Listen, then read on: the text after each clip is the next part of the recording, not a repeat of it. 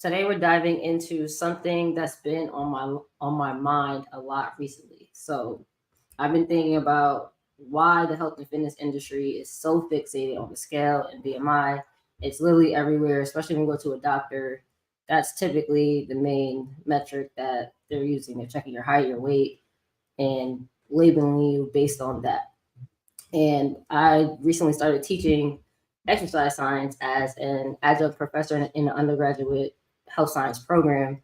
And when I first received the course that I was teaching, I immediately knew that it needed a big overhaul. And the reason for this is because as I was looking through the content, it was so heavily focused on outdated metrics. A lot of emphasis was placed on BMI and the scale. So over the past couple of weeks, I've been spending a ton of time rewriting the material, adding more information, adding more context so that the next generation of healthcare professionals can actually understand how to best track health and fitness outcomes. And this class is a mix of students who want to become registered dietitians, physical therapists, physician assistants, physicians, chiropractors, strength and conditioning coaches, all professions that will come into close contact with patients and clients, and as a result, can really impact the trajectory of a person's health, either negatively or positively, depending on the approach that they take. So, to me, it was really alarming that they're being taught to focus on metrics that barely scratch the surface of what real health looks like. And taking this very narrow focus ends up hurting the clients and patients who we're actually supposed to help. And it does this for a number of reasons. So, first reason is the scale and BMI are really just a piece of the puzzle. And for those who don't know what BMI actually is, it's body mass index, and it initially came about as a tool that healthcare providers can use to estimate the amount of body fat that somebody has by using your height and weight and putting it into a formula. And then based on this calculation, you can tell if somebody is underweight, normal weight, overweight, or obese, right? But the thing about BMI and the number that you see when you step on the scale, it doesn't really reveal anything about what your composition is. It doesn't tell you how much fat you have. It doesn't tell you how much muscle you have. It doesn't tell you about your bone strength. It doesn't tell you where you're holding fat. It really doesn't tell you anything. It just is a calculation based on your height and weight. So these may seem like very small details, but they literally change everything. For example, say you take two people who are the same weight, same height, say they both weigh 150 pounds, they can completely have two different body compositions. The first person could weigh 150 pounds, but 120 of those pounds is muscle, and then 30 of those pounds is fat. So if you do the breakdown, this person's body fat is actually low, but their muscle mass is high. You won't know that just by stepping on the scale and seeing 150 pounds pop up, right? Then the other person, they step on the scale, but 75 pounds of the 150 is muscle and 75 pounds is fat. So technically, this is a 50% body fat percentage.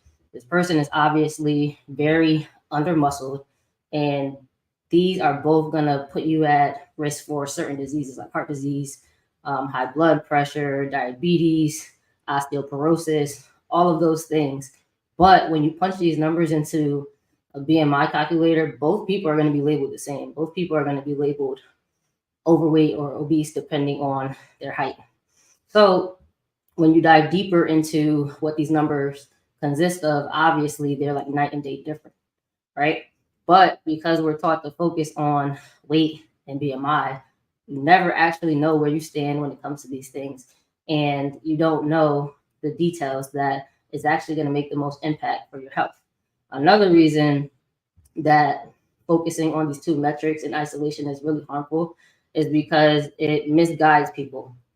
So depending on what your weight is and what your BMI is, you may avoid strength training because you're scared that your BMI is going to get higher because the scale might go up. And then you have people that are going to obsess over cardio and then do tons of it every day for a certain period of time because they think it's the fastest way to lose weight. But the truth is, when you do cardio in isolation, it also comes at the expense of losing muscle. So imagine you take 6 weeks dedicated to exercise, and the only type of exercise you're doing is cardio. You are going to see the scale drop. So you say you see the scale drop by 6 pounds. You think that you were doing great, you're losing weight, but in reality, 4 of those 6 pounds that you lost can actually be muscle. So you aren't just losing weight, you're losing muscle, and that is going to impact you down the line. But once again, you wouldn't know because all you've been taught to focus on is the scale and BMI. Now you're going to do whatever it takes to get those numbers down when it's so much more than that. And then it gets even deeper than this.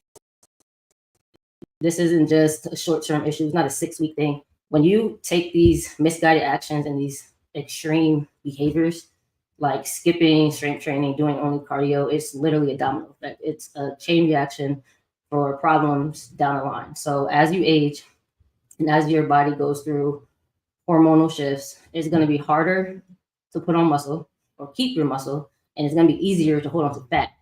And this is why there's so many women in their late 30s, early 40s that always question why what they did when they were younger doesn't work anymore.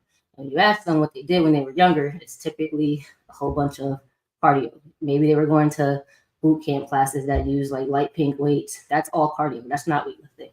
And why that worked in the past was because your body wasn't going through these hormonal shifts that make it harder for you to keep your muscle and easier for you to put on fat.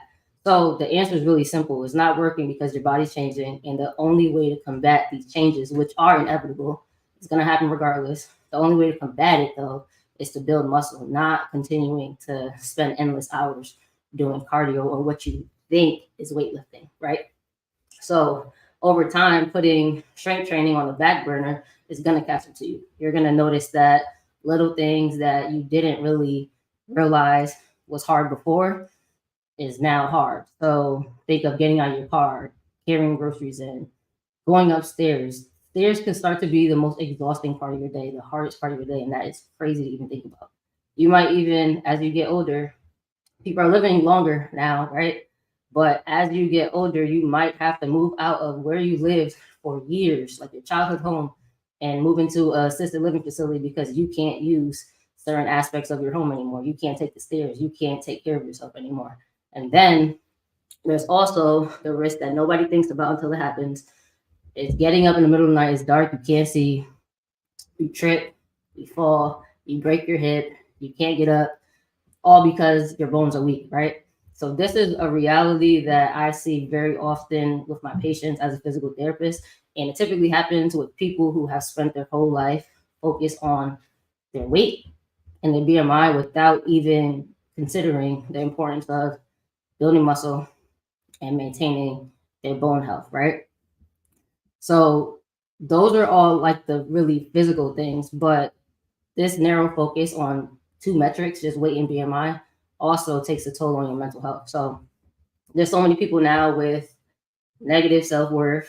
They have poor body image, and they don't have a good relationship with food and exercise. They may eat certain things and feel like they totally derailed their progress for a year. They may eat certain things and try to burn it off with cardio. They try to do hours on the treadmill, the Stairmaster, until they see the machine hit a certain number, when in reality, the machine is inaccurate anyway, so it doesn't fucking matter what it says on it.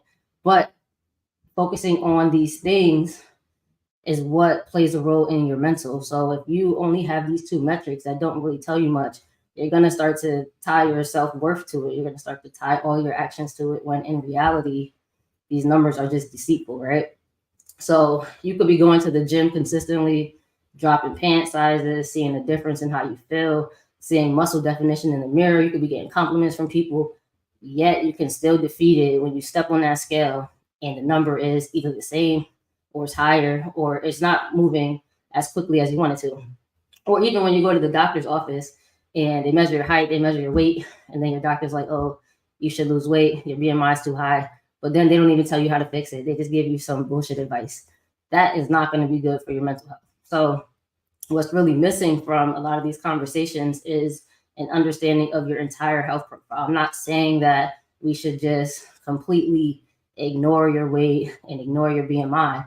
But what I am saying is, without any additional metrics, those metrics are useless. It doesn't really tell you anything useful that you can put into action, right?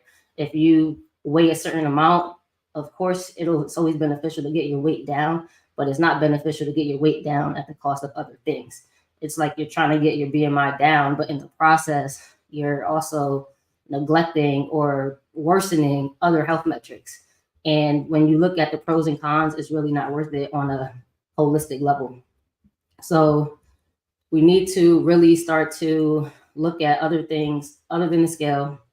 And this is why when I work with clients, we don't just talk about the number on the scale, right? We have to look at other things as opposed to some random numbers that you type into a calculator and then it pops up with labels like obese, overweight, underweight. And we have to start considering what the number is actually made of. And then based on that, along with additional metrics like blood pressure, heart rate, circumference measurements, muscle mass, then we can put together a plan that addresses those specific things. And then once you address those specific things, you'll notice that your overall health gets better. There's some people that, and I'm one of these people, there's some people that I'm never going to be normal weight on BMI, and I'm never going to be underweight on BMI. I'm always going to fall overweight or obese. But as long as there are certain metrics that are normal, like your A1C levels, blood pressure, higher muscle mass, strength, cognitive function, all of those things, those are the things that's going to contribute to your longevity. You're not just going to have cardiovascular disease just because your BMI is high. There's so many more factors that go into that we need to pay attention to. But when we don't know that, we end up making wrong decisions that end up influencing the other metrics that we're not even looking at. And that's what is killing us. So my advice to you, if you are a trainer, a coach, a healthcare professional, you really need to wake up and take a more comprehensive approach to your health, right? To your client's health, your patient's health, because that's what they need. We can't just be out here giving them one metric to look at and be solely focused on one thing. We need to attack it from multiple different angles, and that's what's going to drive the needle forward for them. And then if you are somebody who isn't working with patients or clients, but you are trying to improve your health for the long run, you need to stop chasing a lower number on the scale, especially if you don't know what that number is made up of. If you know that you have a high body fat percentage and low muscle mass, then you need to focus on decreasing your body fat percentage. And in that process, initially, the number on the scale may not decrease, which is fine. But over time, when you start focusing on the finer details, you'll notice that when you step on the scale a year later, it is going to be lower, right? If you're decreasing your body fat percentage, it's going to eventually decrease over time. It's just not going to move in the time frame that you want it to, which is totally fine. But you have to address the smaller details. So my biggest advice for you guys is to get clear on the following metrics: body fat, muscle mass, blood pressure, resting heart rate, circumference measurements. And when I say circumference measurements, primarily your waist measurement. And if there's any other areas of the body you want to measure, go for it, do it. But waist measurement is highly correlated to a lot of different chronic diseases that are preventable. And then you also want to check your strength in the gym. So this is when it's really important to have a organized lifting routine that's hitting all of your muscle groups across the week. That's what's going to indirectly help you lose body fat, be able to have a life of longevity. It's not really about living for a long period of time. You want to maximize the amount of years you live. There's no sense of living to 100 when you only do shit for like 60 years. That's not fun. So it's more so about longevity, maintaining your independence, maintaining your strength, and focusing on what really matters. And if you want to do that, your sole focus cannot be the scale and BMI. That being said, you guys have any questions, drop them in the comments below. And I'll catch you guys later. Peace.